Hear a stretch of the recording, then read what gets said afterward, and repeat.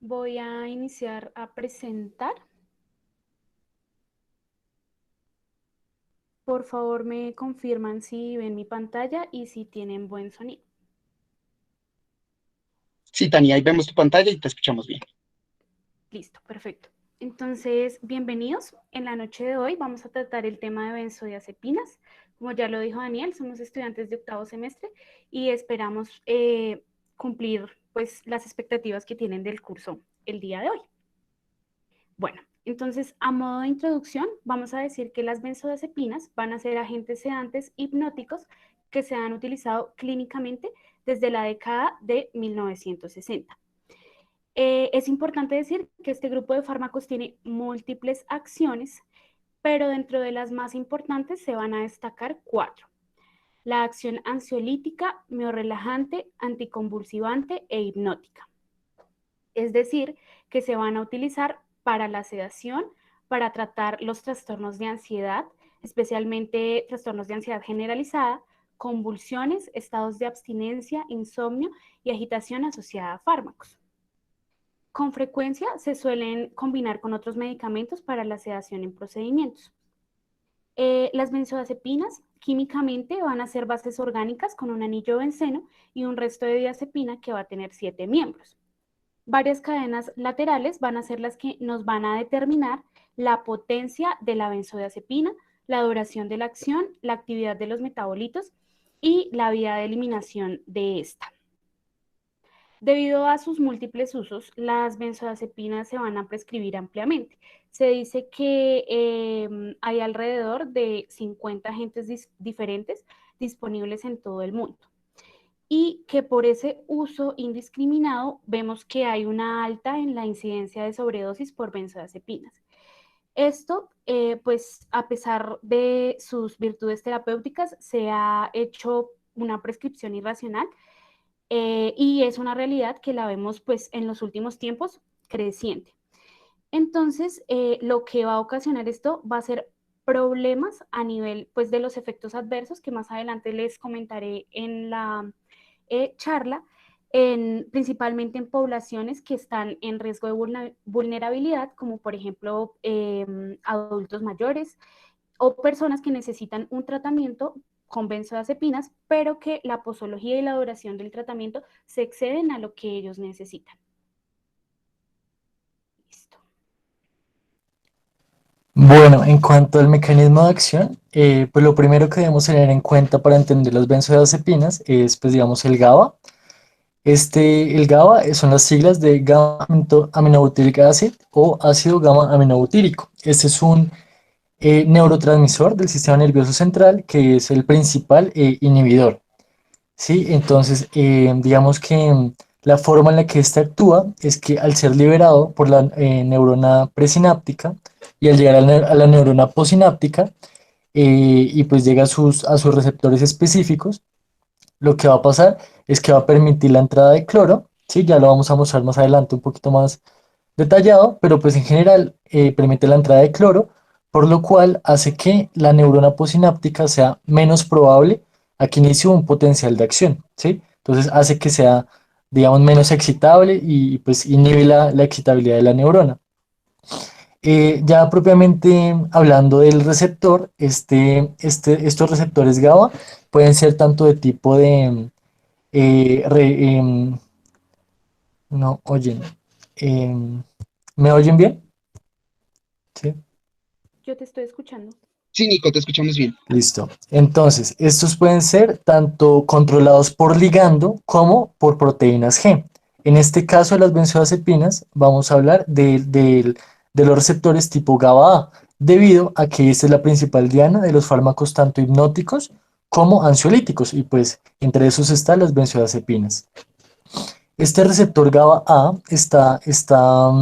bueno, este es un controlado por ligando y está conformado por 5 subunidades, ¿sí? Normalmente son alfa, beta y una gamma o delta, ¿sí? Y cada subunidad, o bueno, y estas 5 subunidades forman un poro central, el cual pues se va a abrir cuando se une el GABA, se va a abrir y es por ahí por donde pasa el cloro. Además de esto, cada subunidad tiene diferentes subtipos, ¿sí?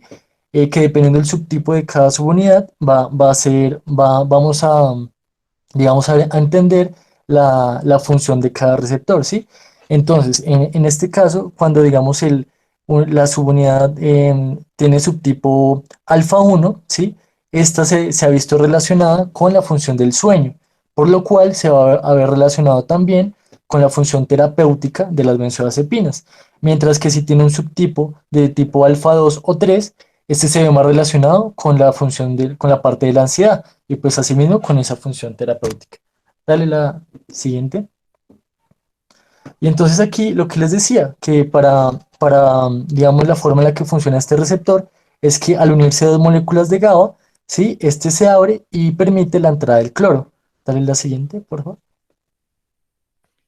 Ahí entra el cloro y pues hace que la carga, digamos, de esta neurona posináptica sea más negativa y esto hace que digamos, el umbral sea mucho menor y sea más difícil que inicie un potencial de acción. Y pues eso es como digamos, la mecánica básica del funcionamiento del GABA. Dale la siguiente. Entonces, esto es muy importante, digamos, ya relacionarlo un poco con anatomía en la parte del sistema límbico, especialmente en la amígdala, ya que en esta es donde digamos, se ve la regulación de emociones, especialmente lo que entendemos como la parte de lucha o huida, en la que, digamos, si tenemos ciertos estímulos del ambiente, ¿sí? Nuestro organismo nos va a indicar, pues, que debemos estar alerta, con miedo, ¿sí? Digamos, este tipo de cosas. Entonces, aquí es muy importante ya que hay bastante cantidad de receptores GABA, debido a que, bueno, cuando se requiere esa actividad, pues estas neuronas que están ubicadas aquí en la amígdala se activan, pero requieren una regulación, ¿sí? Porque si estuvieran, digamos, activas todo el tiempo, ya, digamos, o sea, lo ideal es que estuviera regulado, ¿sí? O sea, que al tener un estímulo del ambiente, se activaran y posteriormente se pudieran inhibir esa actividad a través del GABA. Entonces, ¿qué pasa? Cuando esto no es posible, es cuando entramos a ver, digamos, patologías como la ansiedad, en la que la persona está hipervigilante todo el tiempo sin tener digamos, una razón verdadera para estarlo, o no verdadera, pero más bien como específica para estarlo. Dale la siguiente, por favor, eso. En esta diapositiva vemos algo muy importante, ya hablando propiamente de las benzodiazepinas, y es que tanto el GABA como las benzodiazepinas tienen sitios diferentes de unión a este receptor GABA-A, ¿sí? Entonces ahí podemos ver en la parte de la izquierda, con punticos azules, ahí es donde se unen el GABA, ¿sí? Se piensa que ese lugar está entre la subunidad beta y el alfa, ¿sí? Y pues digamos, ese es el sitio de unión del GABA. Entonces, ¿qué pasa? Que cuando se une el GABA, pues se abre el poro y entra el cloro, ¿sí? Normalmente. ¿Qué hace la benzodiazepina? Esta se une en otro sitio de unión, ahí donde está el puntico rojo. Ese es entre gamma, la subunidad gamma y la subunidad alfa. Y aquí lo que hace, o sea, hay que entender, es muy importante entender que no tiene la misma función que el GABA, ¿sí? O sea, lo que hace no es abrir el poro, sino aumentar la afinidad del GABA por ese receptor, ¿sí? Entonces va a hacer que el GABA se una más y a la vez va a hacer que el poro se abra con más frecuencia primero y con mayor duración, aumentando la cantidad de cloro que entra. Entonces eso lo podemos ver en la gráfica de la izquierda, en la que digamos, la primera parte que dice estado de reposo, pues es que aún no se ha unido pues nada, ni GABA ni benzodiazepina. La siguiente es que se une el GABA y pues entra una cantidad, digamos, moderada de cloro. Y la siguiente es en la que ya actúa las benzodiazepinas y pues hace que la cantidad de cloro que entra sea mucho mayor. Dale la siguiente, por favor. Y esta simplemente es digamos, es una forma muy gráfica de ver que, digamos, cada uno de los diferentes inhibidores del sistema nervioso central tiene diferente, digamos, sitio de unión en estos receptores. Entonces podemos ver inhibidores como el alcohol, los barbitúricos y pues claramente benzodiazepinas y GABA, como lo hemos visto. Dale. Listo. Entonces, pasando a la clasificación, tenemos que tener en cuenta que en este grupo de fármacos vamos a ver una división de 3 grupos en función de la duración de la vida media. Pero primero quiero mencionarles que la vida media no la confundamos con la duración del efecto. ¿Por qué?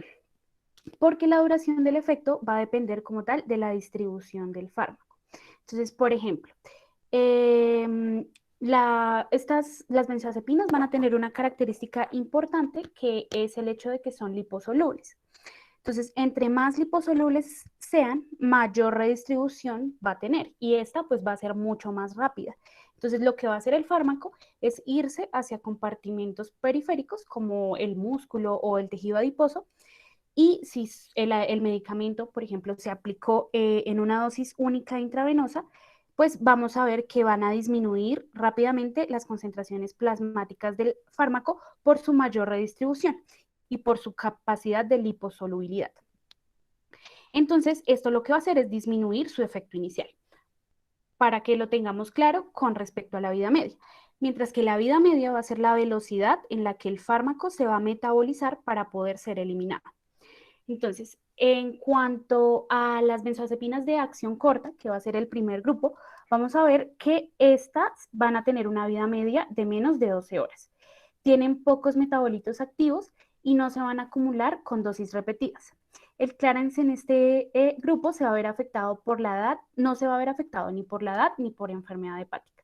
Dentro de este grupo, los ejemplos que tenemos es el triazolam y el midazolam, pero teniendo en cuenta que el midazolam sí va a poseer metabolitos activos y que además puede acumularse en dosis repetidas. En cuanto a las benzodiazepinas de acción intermedia, tenemos al lorazepam y al oxazepam. Estos son importantes por su seguridad hepática, que más adelante les voy a comentar cómo funciona. Y también está el alprazolam y el bromazepam. Estos van a tener una vida media entre 12 y 24 horas. Y el tercer grupo que van a ser aquellos que tienen pues acción prolongada y que tienen una vida media de más de 24 horas. Tienen metabolitos activos que se van a acumular en los tejidos después de múltiples dosis y el Clarance se va a ver afectado en pacientes con edad avanzada y enfermedad hepática. Dentro de este grupo vamos a tener el diazepam, el clonazepam y el clobazam. En cuanto a la farmacocinética, que recordemos, si tenemos compañeros de semestres más bajos que no han visto farmacología, la farmacocinética van a ser los efectos del organismo sobre el fármaco. Entonces, en cuanto a las benzodiazepinas, como ya les mencionaba, van a ser liposolubles. Entonces, esto quiere decir que van a tender a acumularse a nivel del tejido graso, por ejemplo, en el cerebro, y van a atravesar barreras hematoencefálica y fetoplacentaria. Incluso pueden pasar también a la leche materna.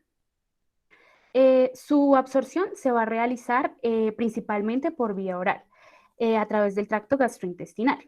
También puede administrarse por vía intravenosa lenta, pues, que es el ejemplo, digamos, de el tratamiento del estatus epiléptico, pero por esta vía se va a incrementar la posibilidad de depresión del sistema nervioso central. Por eso tiene que ser lenta. La administración intramuscular va a ser inusual, por lo que es muy impredecible su absorción. Generalmente la absorción de las benzodiazepinas va a ser por vía oral a través del tracto gastrointestinal. Vamos a tener preparados específicos para la administración según sea el caso de cada paciente y esto también lo tenemos que tener en cuenta pues al momento de la situación en la que nos encontremos. Entonces podemos tener administración por vía rectal, digamos para el contexto de convulsiones febriles en un lactante, o también se puede administrar por vía sublingual, nasal y subcutánea. En el cuadrito que tenemos en esta diapositiva podemos ver pues toda la farmacocinética del grupo como tal de las benzodiazepinas resumida. Esto para tener en cuenta que la elección de una benzodiazepina depende de la potencia que deseemos y de su farmacocinética. Entonces, por ejemplo, vemos que el midazolam y el triazolam son benzodiazepinas de vida muy corta y por lo tanto se van a utilizar, digamos, en cuadros para inducción del sueño, de insomnio de conciliación. Por ejemplo, mientras que benzodiazepinas como el lorazepam o el alprazolam van a ser pues benzodiazepinas de vida media intermedia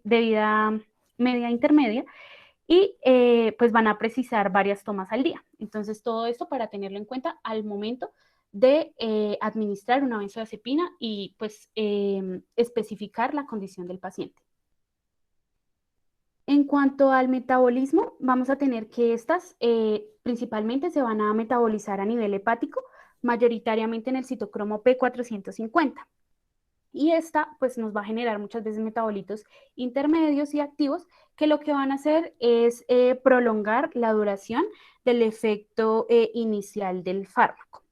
Entonces aquí me detengo un poquito para explicarles la función como tal del citocromo P450, que pues es un complejo enzimático que va a estar involucrado en el metabolismo de múltiples fármacos.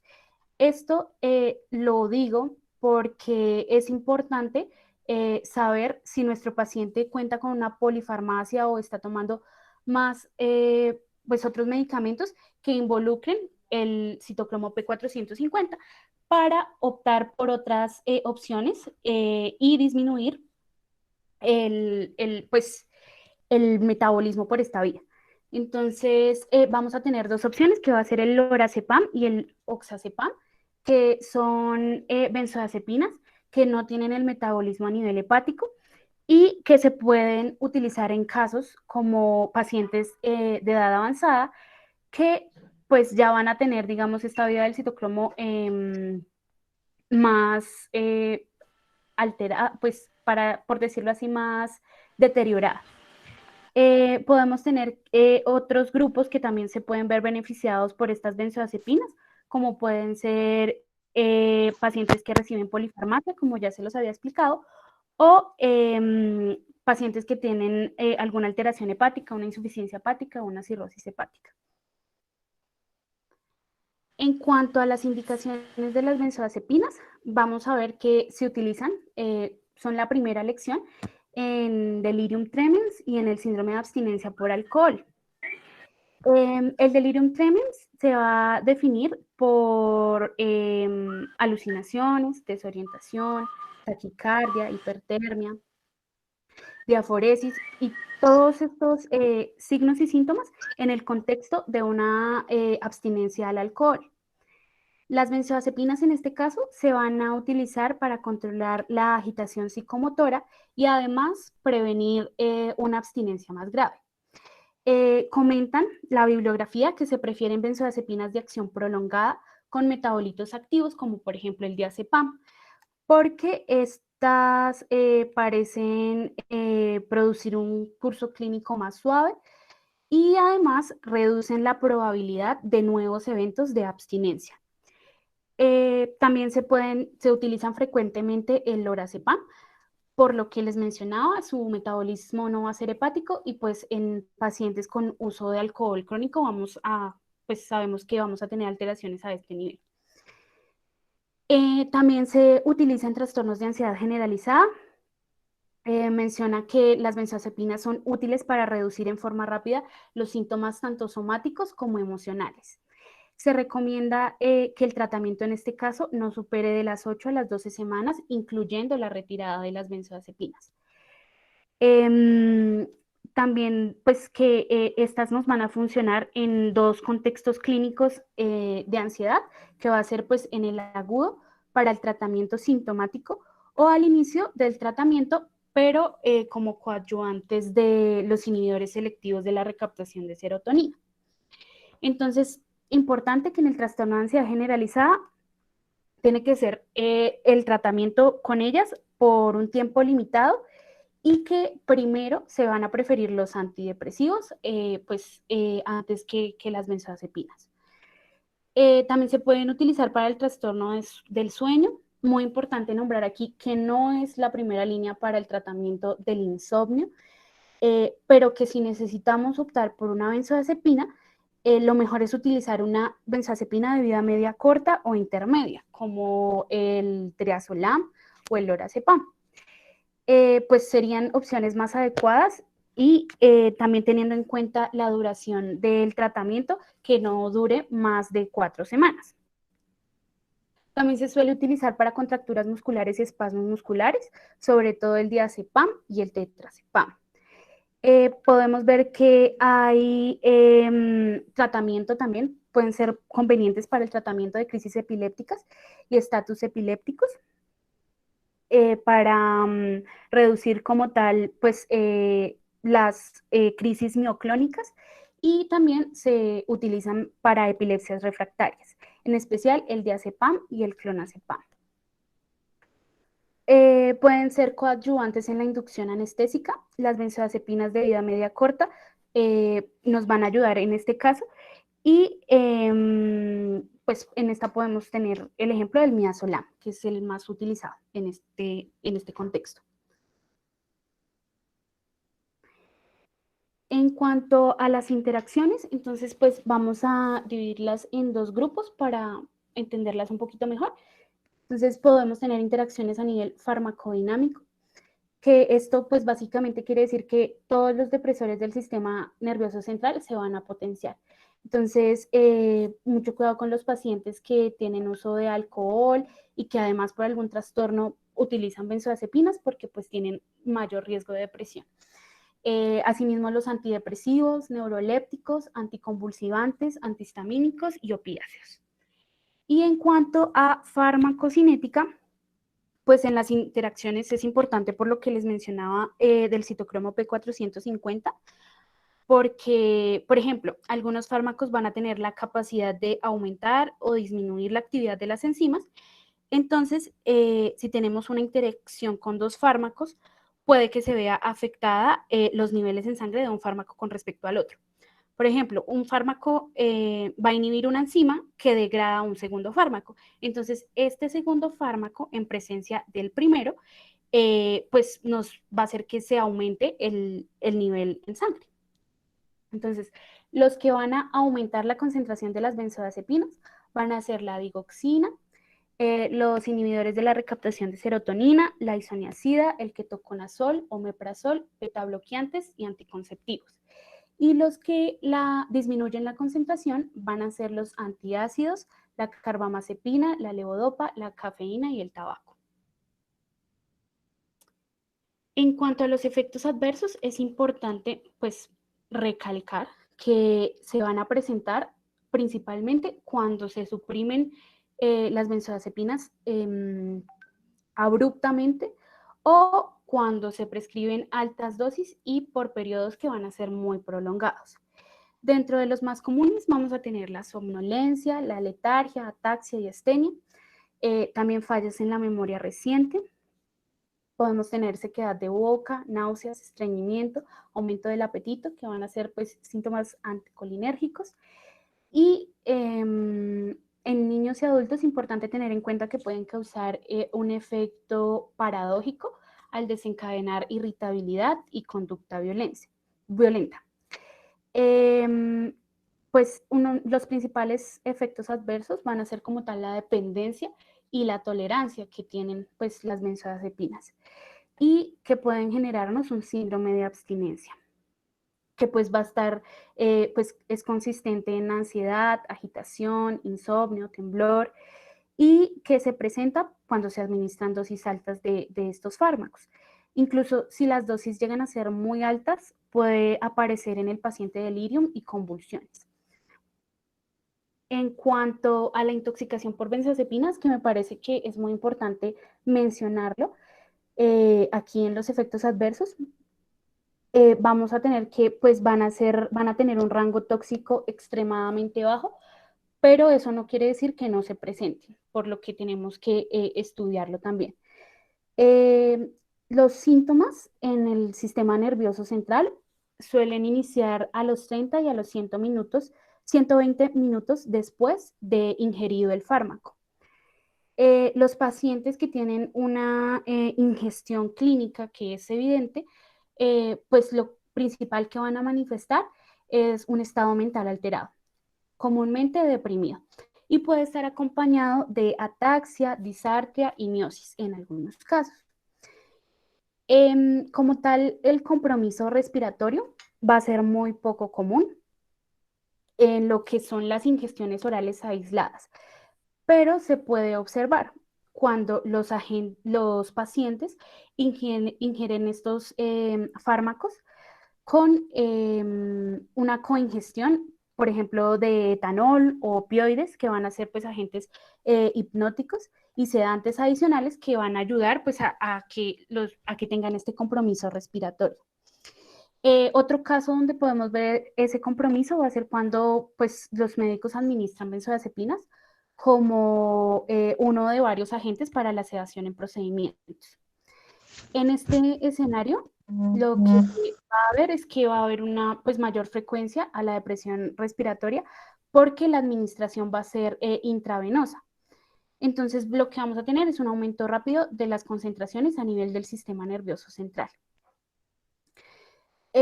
Pacientes que tienen una toxicidad severa pueden presentar estupor y coma y que pues esto, como les decía, es muy infrecuente y que se observa más que todo en pacientes que tienen coingestión con otros depresores. Importante que se va a ver en el contexto de un paciente pues con intento suicida. ¿Podemos tener muerte por sobredosis? Sí, pero es extremadamente rara. En cuanto a un diagnóstico como tal para la intoxicación, pues no se habla de un paraclínico específico, aunque sí se tienen, pero digamos en el contexto colombiano y a nivel del sistema de salud público en Colombia, pues no es, no lo tenemos a la mano. Entonces, principalmente nos basamos por la clínica. De todas formas, como les estoy mencionando, es una clínica que no es específica tampoco porque podemos tener un cuadro similar a una hipoglicemia, por ejemplo. Entonces, tenemos que, por medio de la anamnesis y preguntando tal vez a familiares y haciendo pues un interrogatorio muy completo y minucioso, llegar y saber que se trata de una intoxicación por benzodiazepinas. En cuanto al tratamiento de la intoxicación, lo principal va a ser el soporte vital básico y también pues se habla del antídoto que es el flumazenil.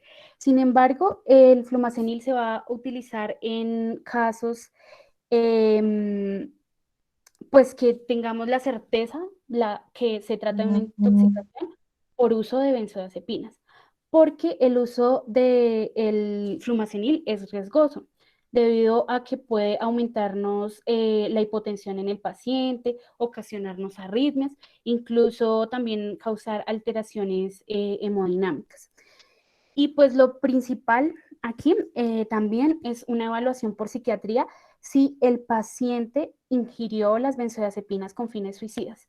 Eso pues no se trata solamente de sacar al paciente del estado de coma o de la depresión respiratoria en la que esté, sino que también ver más allá y pues remitir si es necesario al psiquiatra si esta ingestión fue con fines suicidas. En cuanto a las contraindicaciones, vamos a tener que las principales van a ser la miastenia grave y el glaucoma del ángulo cerrado. Entonces, como les mencionaba, las benzodiazepinas tienen un efecto anticolinérgico, entonces pueden aumentar la presión intraocular y pues empeorar el glaucoma. Se pueden contraindicar de forma relativa en el embarazo, especialmente en el tercer trimestre, por el riesgo que hay del síndrome de abstinencia en el recién nacido. Y también se contraindican enfermedades que cursan con debilidad muscular o dificultad respiratoria. Asimismo, pues también tener cuidado con pacientes que son hepatópatas. Pues para esto ya tenemos las alternativas que ya les mencioné, pero sin embargo, pues lo traigo aquí para que lo tengan en cuenta. Y ya en cuanto a las advertencias al momento de administrar una benzodiazepina, pues importante que se debe administrar en dosis mínimas terapéuticas y por el menor tiempo posible para disminuir pues la probabilidad de que esta persona pueda tener un efecto adverso. También decirle al paciente que tiene que evitar tareas que requieran una atención continua, puesto que estos medicamentos pueden ocasionar somnolencia. No administrar concomitantemente con alcohol ni con otros depresores del sistema nervioso central. Y al momento de la suspensión, tener cuidado si se trata de un tratamiento crónico.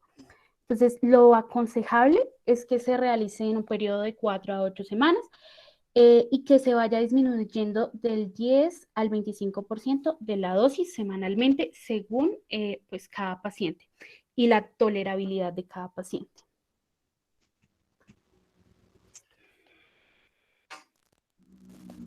Bueno, aquí hay como varios aspectos bien importantes también, y es primero, se puede prescribir las benzodiazepinas en forma crónica, y lo segundo es cómo puedo retirarlas.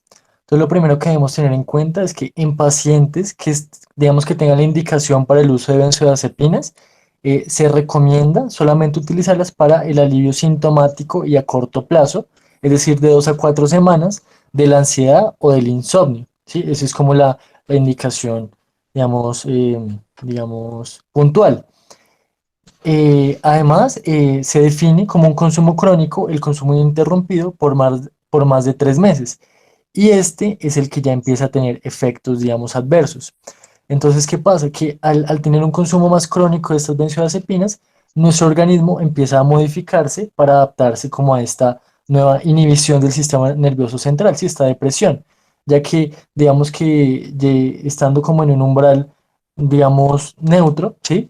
Al estar las benzodiazepinas, este umbral baja, ¿sí? Al estar, digamos, inhibidas, por lo cual el organismo, por diferentes mecanismos, trata como de elevar ese umbral para llegar a un equilibrio, a una homeostasis nuevamente, por lo cual al intentar retirar, o sea, si se intenta retirar las benzodiazepinas, empiezan a verse efectos adversos, como lo es la dependencia, ¿sí? Entonces hay factores de riesgo que hacen que esta dependencia pues se presente más, entre los cuales está pues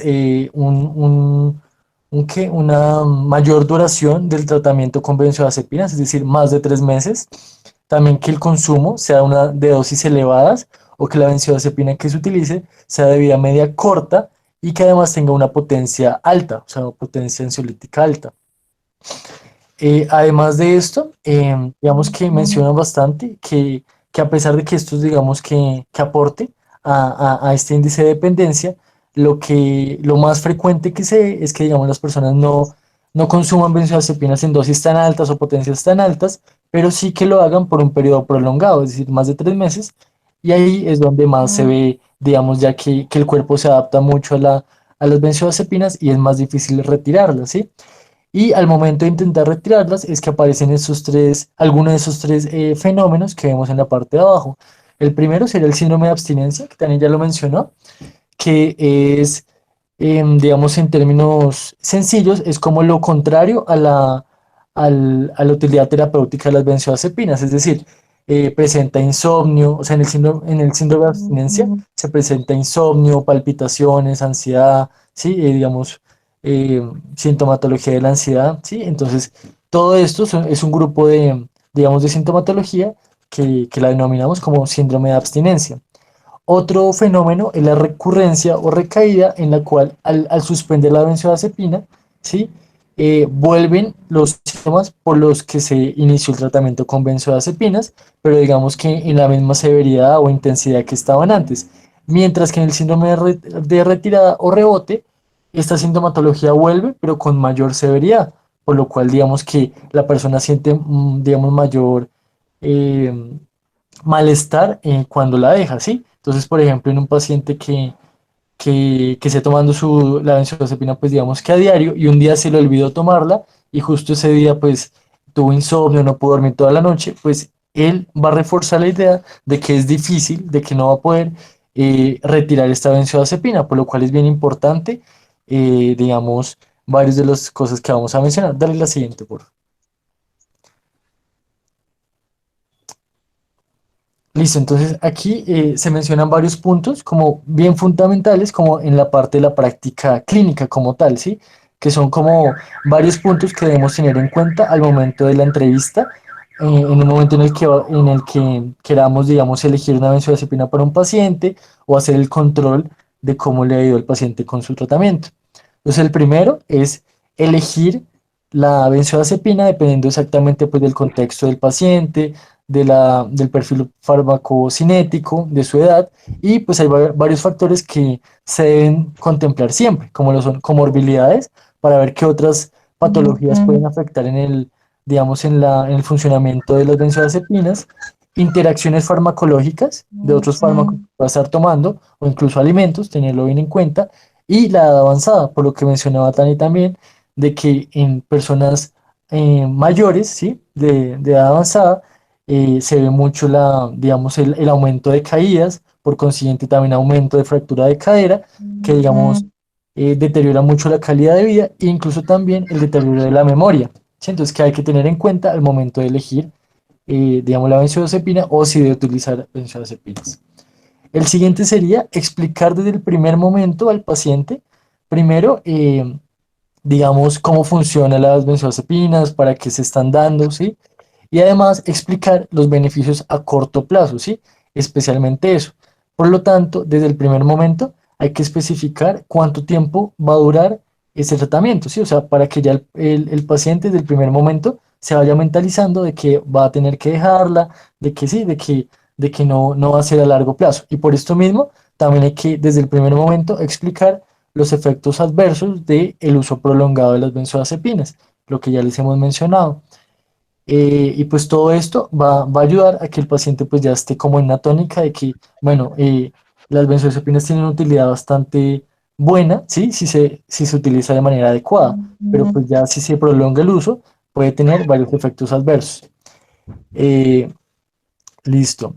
Además de esto, pues también mencionar, eh, digamos, cada vez que tengamos control con un paciente que utiliza benzodiazepinas, que no puede, digamos, retirar la benzodiazepina de manera abrupta, ¿sí? Porque es aquí donde más se van a ver estos efectos adversos y pues si el paciente ve que se la dejó de tomar un día y vuelve toda la sintomatología o vuelve peor, pues menos va a querer dejarla, ¿sí? Entonces es importante desde el primer momento eh, recalcarle mucho que eso no se debe hacer, que siempre debe ser de manera muy gradual. Y el último punto que mencionan acá sería el de garantizar siempre, digamos, apoyo, respaldo, que el paciente pueda resolver las dudas con nosotros, ¿sí? Que cada vez que esté progresando en el momento de retirar las benzodiazepinas, que se le refuerce esos logros para que pues, pueda continuar con su proceso. Dale la siguiente, por favor. Y por eso, aquí en cuanto a la escalada de la dosis, nos recomiendan que el descenso deba ser entre un 10 y máximo un 25% de la dosis total diaria, en intervalos de hasta 2 semanas.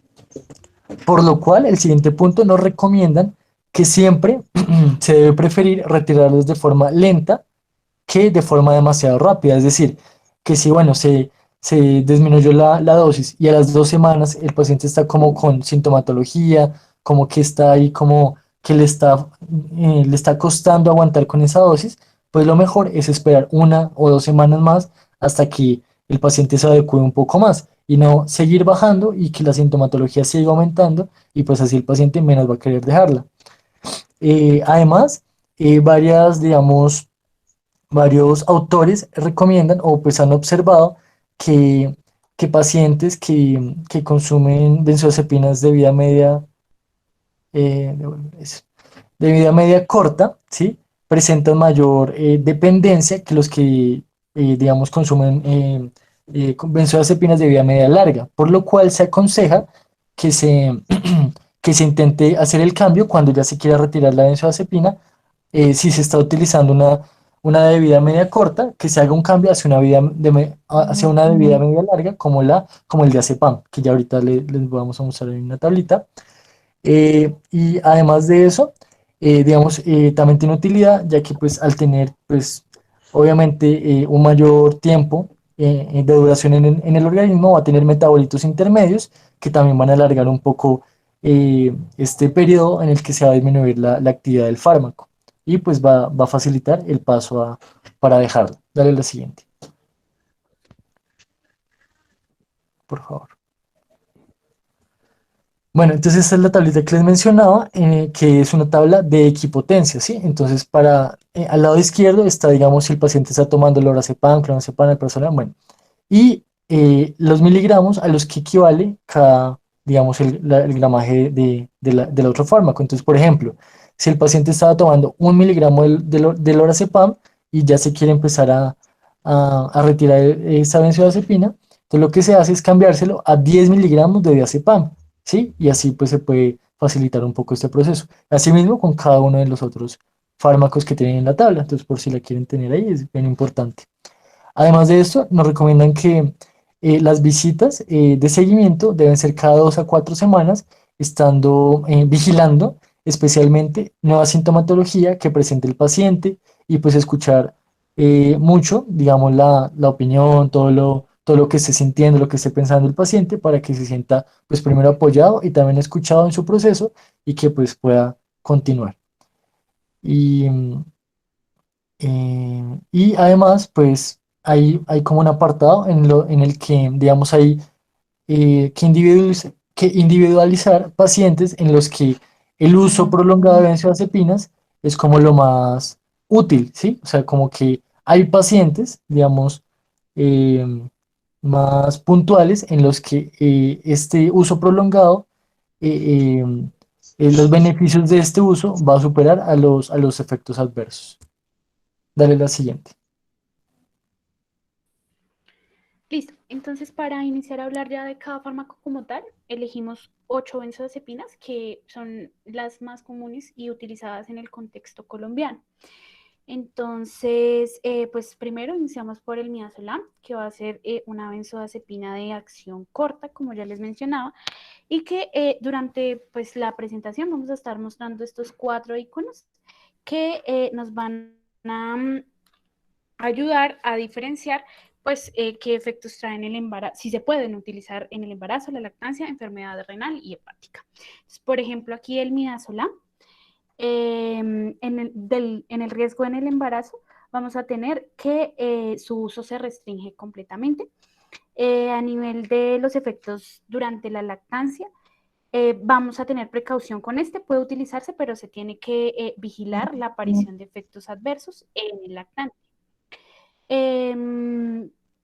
No se recomienda no usarse en enfermedad renal y está contraindicado en enfermedad hepática. La dosis del midazolam es de 7.5 a 15 miligramos vía oral, en el paciente agitado de 5 a 15 miligramos intramuscular y repetir cada 30 minutos a necesidad.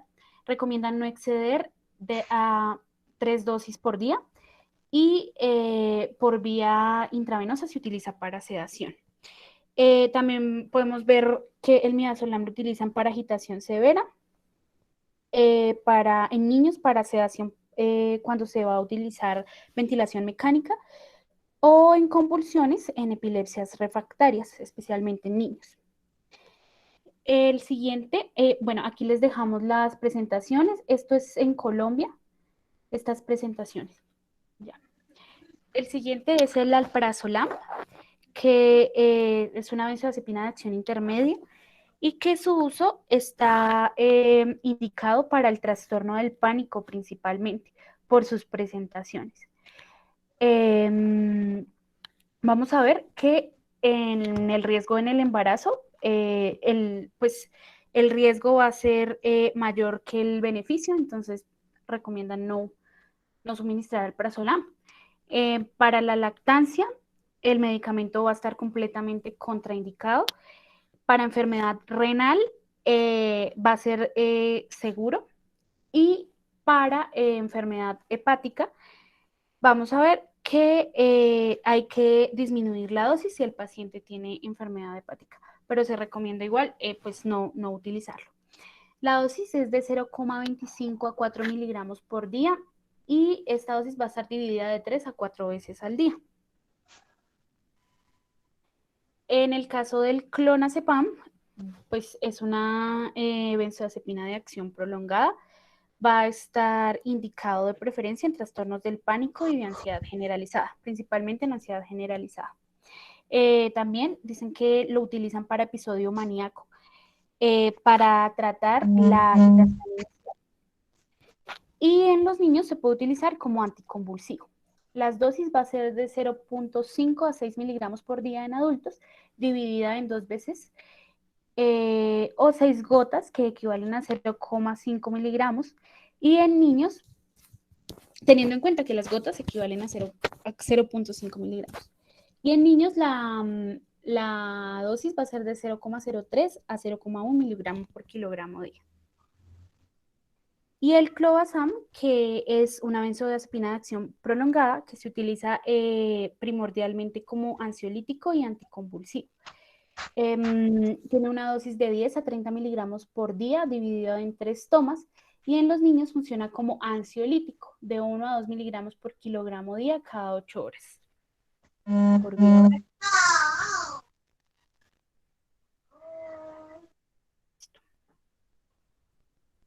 ¿Sigue, Nico? Listo. Bueno, entonces aquí en cuanto al bromazepam, pues ahí tenemos las presentaciones. Tiene una dosis de 1,5 a 3 miligramos día, máximo 6 miligramos día. En cuanto a la parte en el embarazo, sus riesgos, o sea, ahí también como igual que en los fármacos de Tani, los riesgos de los efectos es superior al beneficio. En cuanto a la lactancia, se debe, digamos, administrar con precaución, vigilando la sintomatología, digamos, que pueda presentar el bebé. En cuanto a la parte renal, se considera seguro y que no requiere de ajustes. Y en la parte hepática, se prefiere evitar su uso o usar con precaución en pacientes que tengan enfermedad hepática. Dale la siguiente. Y digamos que esas indicaciones de embarazo, lactancia y todo, es similar en casi todas. Bueno, aquí en el diazepam también están ahí las presentaciones en Colombia. En cuanto a la dosis, en ansiedad aguda es de 5,40 miligramos de día en 3 a 4 dosis día. Se puede aplicar en casos severos. Y en los adultos mayores se prefiere disminuir esta dosis a la mitad. Y en pacientes con agitación, 10 miligramos intramuscular, intravenosa, lento diluido. En la parte digamos, de niños, en estado epiléptico, es de 0,1 a 0,3 miligramos kilogramo dosis intravenoso. Y administrar de 3 a 5 minutos, puede repetirse cada 15 a 30 minutos, máximo 15 miligramos, digo, 10 miligramos dosis. Este anticonvulsivo es bien importante porque es en cuanto a la crisis febril, ¿sí? Ese se da de forma interrectal, es de 0,5 miligramos kilogramo dosis. Ese sí hay que tenerlo bien presente. Que no se les olvide. Además, se repite con 0,25 miligramos kilogramo dosis en 10 minutos si es necesario, ¿sí? A los 10 minutos después de la primera. Dale la siguiente. Bueno, aquí y también pues tiene su utilidad en sedación y en relajación muscular, pero pues no, ahí lo pueden ver más detalladamente después. Dale siguiente. En cuanto al lorazepam, tiene dosis de ansiolítico y sedante, 1 a 10 miligramos día, cada 8 a 12 horas vía oral. Para insomnio se puede utilizar también de 2 a 4 miligramos al acostarse. En ancianos y niños menores de 6 años se puede a la mitad de esa dosis. Y en cuanto a ansiolítico y sedante, en la parte, digamos, pediátrica, hablan aquí de un 0,05 a 0,1 miligramos kilogramo dosis cada 4 a 8 horas y se puede vía oral, intravenosa, intramuscular. Y dale la siguiente. En cuanto a convulsiones, ahí pues mencionan que en recién nacidos se puede 0,05 miligramos, kilogramos, intravenoso en 2 a 5 minutos, en lactantes y niños de 0,05 a 0,2 miligramos kilogramo intravenoso, máximo 4 miligramos dosis. Y está en adolescentes, adultos y pues se puede repetir cada 10 a 15 minutos. ¿Vale? Y por último el triazolam.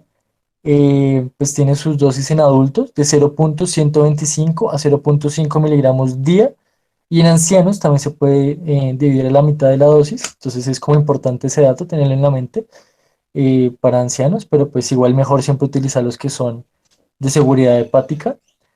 Y además, bueno, ese tiene letras diferentes en cuanto al embarazo. X quiere decir que el medicamento está contraindicado en el embarazo, entonces hay que tenerlo en cuenta, que este no se puede dar a mujeres en embarazo. Además de esto, tampoco se puede dar en la lactancia. Y en cuanto a inductor del sueño en mayores de 18 años, pues está digamos, casi la misma dosis. Dale la siguiente. Ya, listo. ¿Listo? Entonces, Dani, tenemos como un pequeño caso clínico que quisiéramos hacer a la gente del público, a ver pues qué opción, por qué opción se irían ellos después de la presentación. No sé si nos permitas. Claro, Tani, dale, dale, súper. Listo. Entonces, pues la persona que quiera participar escribe, no sé, en el chat y Dani le da la palabra. Entonces, tenemos una mujer de 30 años con antecedentes personales de drogadicción y en periodo actual de desintoxicación. Extraída a urgencias con un cuadro de profunda somnolencia, sin otra sintomatología. Se logró averiguar que en su tratamiento se incluyen olanzapina y benzodiazepinas. ¿Qué es lo que debemos hacer? En primer lugar, la opción A es proceder a intubación endotraqueal, la B es realizar una radiografía de cráneo, la C es administrar flumazenil, la D es administrar naloxona y la E es esperar a que despierte. Listo, Tani, acá Entonces, en el chat ya han respondido y hay bastante heterogeneidad en las respuestas. Bueno, Nair nos dice que él administraría naloxona, Juan Felipe Cruz nos dice que haría intubación endotraqueal, Aldana nos dice que esperaría que la paciente despierte, Sandra, Graciela, Melanie, Miguel, Gabriel dirían que administrarían flumacenil, Andrea Yurani también está de acuerdo. Diego Ramírez procedería a la intubación, igual que Juan Felipe ahí arriba. La mayoría se va por la C. listo. Bueno, entonces pues la mayoría del auditorio escogió la opción correcta. Tenemos que administrar flumazenil debido a que pues tenemos que revertir el efecto de las benzodiazepinas con el flumacenilo, que es efecto inmediato, teniendo en cuenta lo que les decía, es una paciente que está en desintoxicación y que además viene usando benzodiazepinas y que el uso de esas benzodiazepinas está comprobado. Mm, La asociación con la olanzapina puede pues incrementar la somnolencia en este paciente y pueden evolucionar de forma grave, por lo que tenemos que actuar bajo pues el uso del flumacenil. Las personas que dijeron que administrar naloxona, no, porque la naloxona se utiliza principalmente en casos de intoxicación aguda por opiáceos. Y listo, eso sería todo. Muchísimas gracias a todos. Bueno, muchas gracias, Tani y Nico. Muy chévere, definitivamente una charla muy clara. Entonces, no sé si alguien en el público tenga alguna pregunta